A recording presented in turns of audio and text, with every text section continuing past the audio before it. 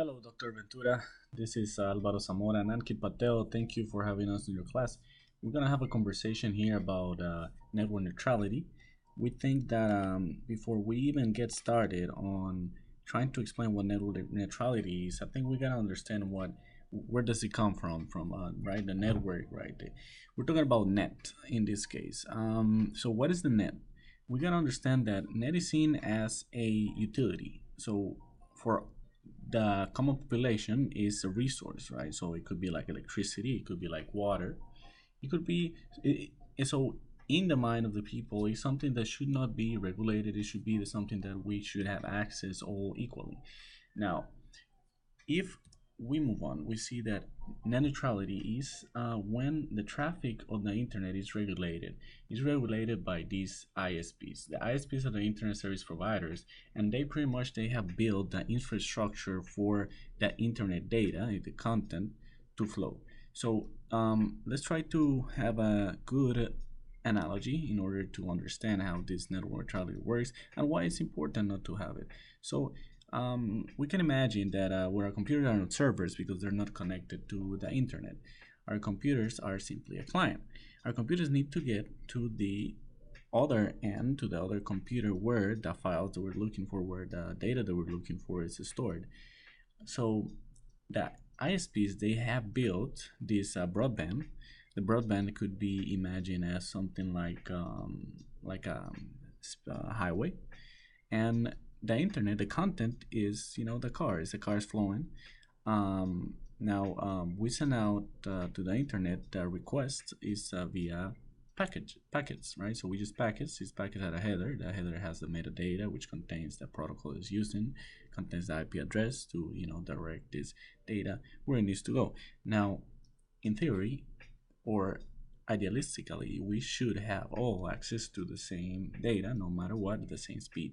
Now, what this network neutrality does is that it's pretty much capitalized in it's using this capitalistic ideology to control the infrastructure of the internet. So pretty much, if you have money, in this case, the big companies, because we're talking about millions and millions of dollars, then you can buy yourself a fast lane. This is not fair for the small players, right? Because when we want to share an idea, sometimes we would not be able to because a big content driver website like Netflix, for example, or Hulu, they could have get the best quality of their service, right? So they will get the highest quality when they deliver their video streaming, or simply is faster. And then because they're paying more to ISPs like Comcast, like Verizon, they're gonna get a preferential treatment in the way that this data gets to the user. Now we see here three concepts. So we have no blocking, no throttling, no pay prioritization. So the blocking, as the name suggests, so is the ISP really can control what comes through its highway, and simply do not allow certain type of content. Now this could be good if it's bad content, right? Depends. It could be good if this is a minor using the browsing the internet and looking for information, and of course we don't want minors to be looking information they shouldn't have been. And well, the throttling is more like the no throttling is about the speed, right? So we can either slow down or we can speed up the information, the flow of these packets, right? So the SP can do that. And then the prioritization, of course, the big companies, they can buy this VIP lane, if you will, in order to get to the users, to the clients faster and with better quality. So we can see that this usually apply, those three concepts usually apply to the losing side, the weak side. Then why does it matter? What does it matter? So of course we have people that are against it and also people that support the net neutrality. Now, at this point, because there's a lot of money at stake and a lot of lobbying going on, there's a political matter. So at this point, neutrality is not about what is right is wrong.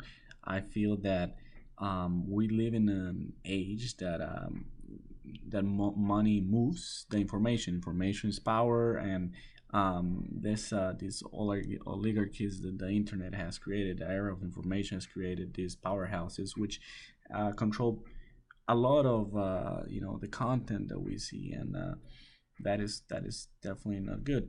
Um, Now, some of the proponents of net neutrality, they would argue that this will help the small businesses, it will help freelancers, it will help the individual in order to try to compete against these great companies. Because if we do not provide a fair ground for everyone, then the big guys, they already have the resources, they already have the knowledge of the market, and they will definitely have more advantage from this net neutrality.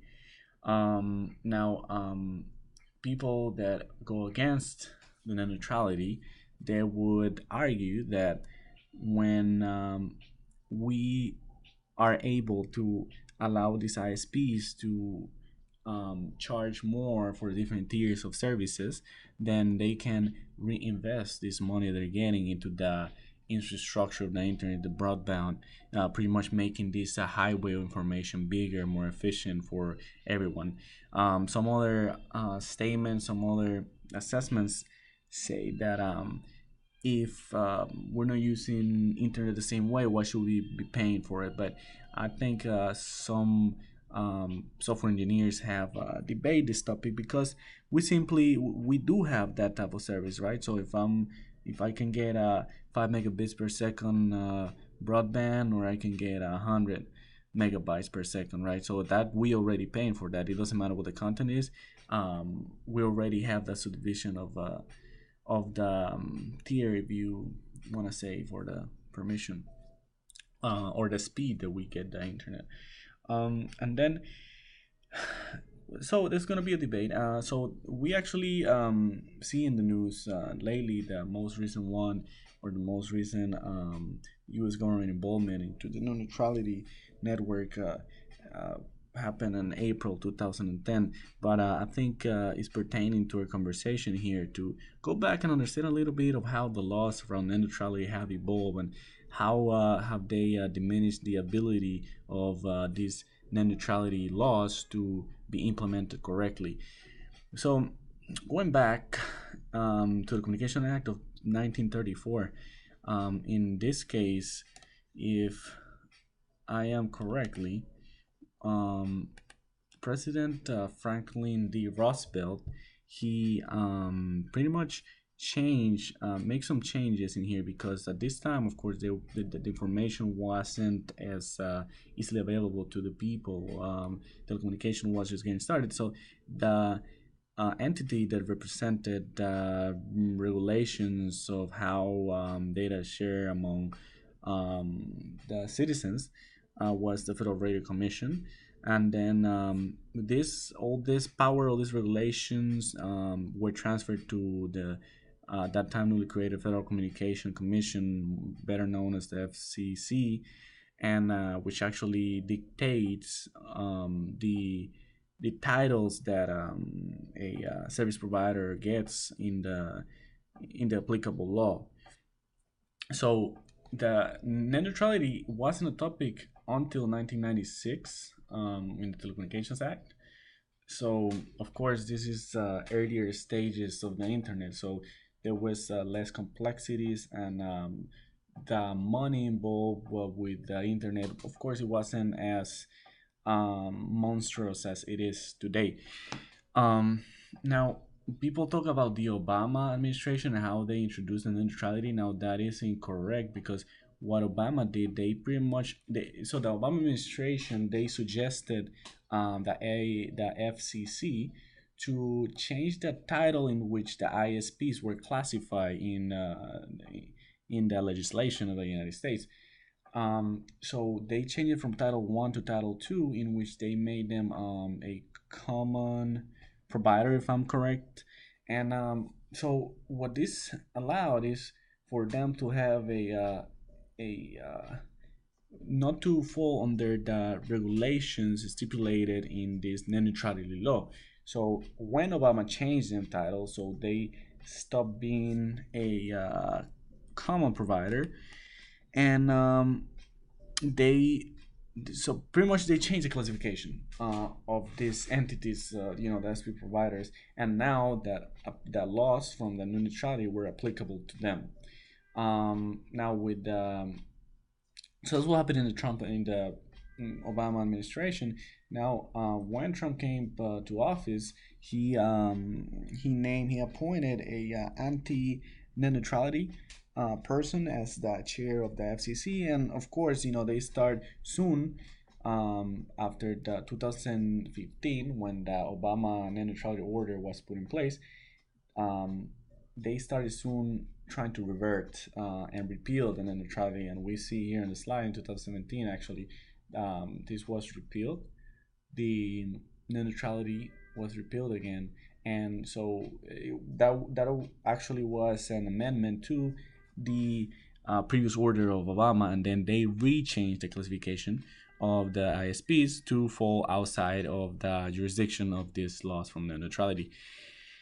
So that's a little bit about the laws around net neutrality. I actually was speaking earlier about this new about the news right now.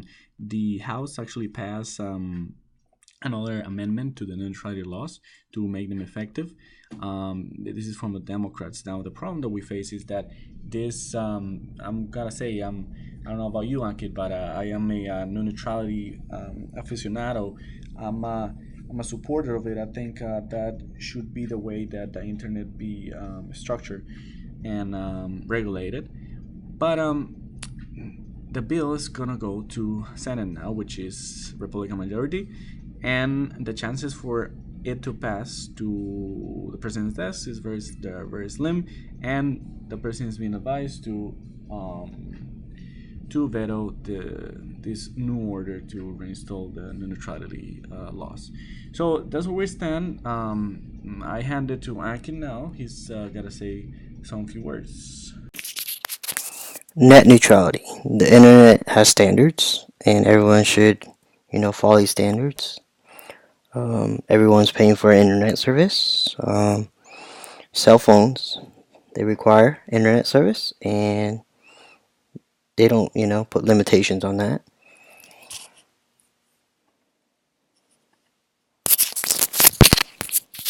If it isn't broke, then don't fix it. Open internet is the best internet because it provides communication, education, entertainment, and it allows small businesses to succeed and many more opportunities.